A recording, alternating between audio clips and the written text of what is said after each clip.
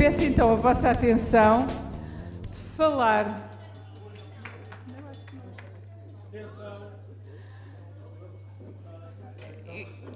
Eu tenho um duplo desafio, que é...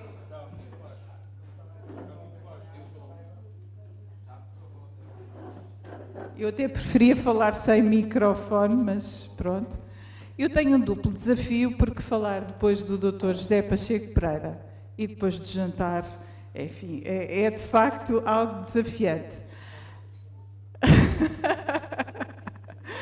Bom, eu só queria dizer umas palavras em jeito de provocação para o próximo orador. Vou colocar algumas questões que naturalmente não espero resposta, porque acho que não há ainda uma resposta. Estamos todos, enquanto sociedade, a preparar a resposta a este desafio enorme com que nos confrontamos na sociedade atual. O engenheiro Fernando Poças da Silva terá depois a tarefa mais difícil de partilhar aqui connosco aquilo que é o pensamento e o conhecimento que tem destas matérias. Poupando aqui o tempo, porque já escasseia, naturalmente que saudar a iniciativa da dupla comemoração dos 30 anos da CNPD e dos 50 anos do 25 de Abril, e situar esta dupla iniciativa e esta dupla comemoração neste ecossistema tecnológico do contexto digital em que vivemos. E em que vivemos uma inovação tecnológica sem precedentes, até do ponto de vista da própria velocidade. Aquilo que é hoje uma inovação tecnológica, amanhã, literalmente amanhã, pode ser já substituída por outra inovação tecnológica mais recente. De tal modo é vertiginosa a velocidade desta inovação. E dentro da inovação científica destacava aqui o mapeamento do cérebro humano e das redes neuronais dos humanos, o que permite naturalmente conhecer não só o cérebro, mas a forma como pensamos.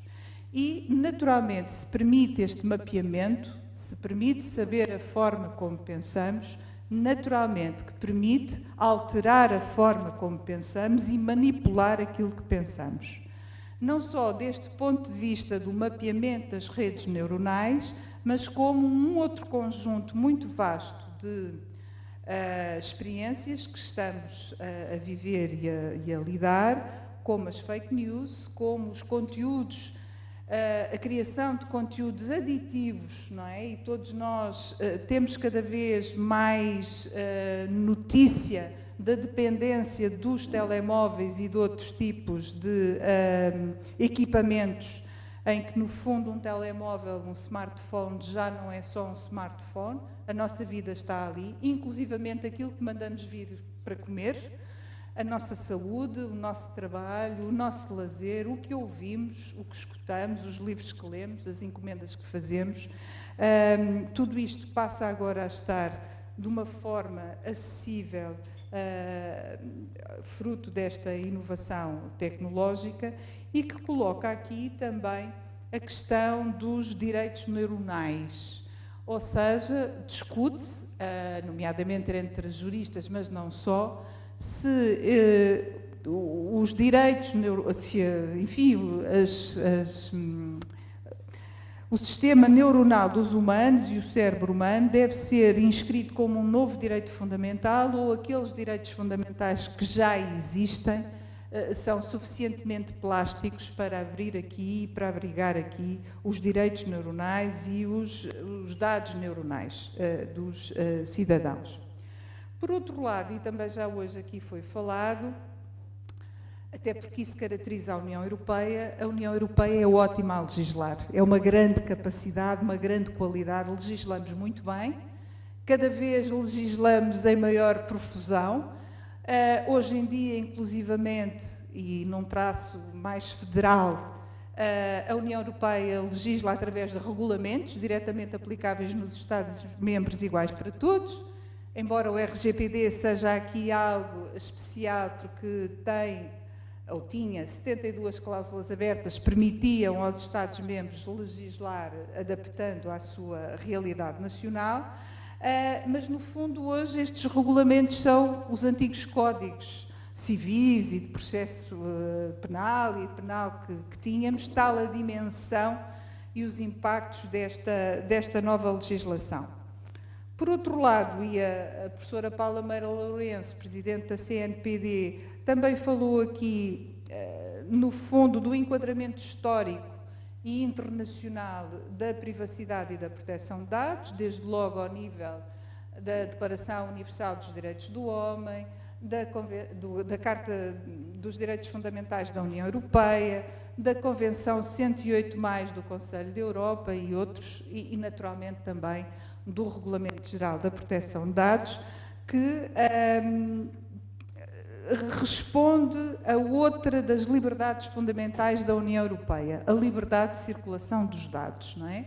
Que foi sempre um dos pilares da União Europeia, foi as liberdades de circulação, e esta liberdade de circulação, por outro lado, traz-nos aqui questões específicas e difíceis relativamente às transferências internacionais de dados, e nós sabemos também, não só do Sr. Schrems, cuja jurisprudência levou aqui à invalidação do acordo internacional entre a União Europeia e os Estados Unidos em matéria de transferências internacionais de dados, mas o RGPD coloca-nos aqui outro desafio, que é a própria aplicação extraterritorial para lá da União Europeia deste regime, na medida em que as empresas queiram ou oferecer bens e produtos a cidadãos que se encontram na União Europeia,